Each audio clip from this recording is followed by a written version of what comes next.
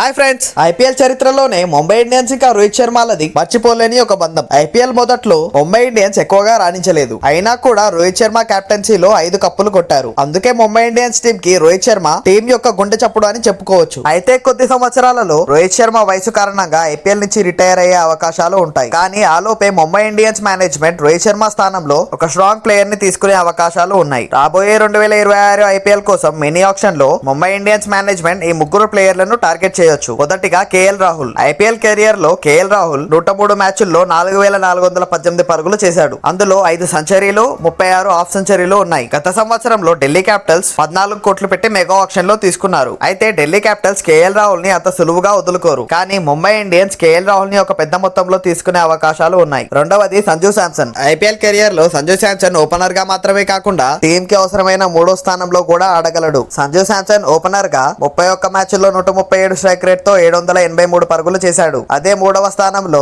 ఆడిన 94 మ్యాచ్ల్లో 143 strike rate తో 396 పరుగులు చేశాడు. ఒకవేళ ముంబై ఇండియన్స్ గనక strong opening wicket keeper batter కోసం చూసుకున్నట్లయితే సంజు శాంసన్ దానికి సరిగ్గా సరిపోతాడు. ఎందుకంటే సంజు శాంసన్, సూర్యకుమార్ ఇంకా తిలక్ వర్మతో కలిసి ఆడిన అనుభవం టీం కి ఉపయోగకరం. మూడవది ఇషాన్ కిషన్. ఐపీఎల్ కెరియర్ లో ఇషాన్ కిషన్ 55 మ్యాచ్ల్లో 1733 పరుగులు చేశాడు. గత ఐపీఎల్ మెగా ఆక్షన్ లో ముంబై ఇండియన్స్ ఇషాన్ కిషన్ ని సన్ రైజ్ హైదరాబాద్ కి వదిలేశారు. కానీ ఇషాన్ కిషన్ ముంబై ఇండియన్స్ తరపున గత 7 ఏళ్లుగా ఆడాడు. ఈ భావోద్వేగ బంధం కారణంగా ముంబై ఇండియన్స్ ఇషాన్ కిషన్ ని తిరిగి టీంలోకి తీసుకునే అవకాశాలు ఉన్నాయి. మీరు గనక ముంబై ఇండియన్స్ ఫ్యాన్ అయినట్లయితే టీంలో రోహిత్ శర్మ తర్వాత ఏ స్టార్ ప్లేయర్ ఉండాలో కామెంట్ లో పెట్టండి. ఫ్రెండ్స్, ఇలాంటి మరెన్నో ఇంట్రెస్టింగ్ క్రికెట్ వీడియోస్ కోసం మన తెలుగు క్రికెట్ అనలిస్ట్ ఛానల్ ని సబ్స్క్రైబ్ చేసుకోండి.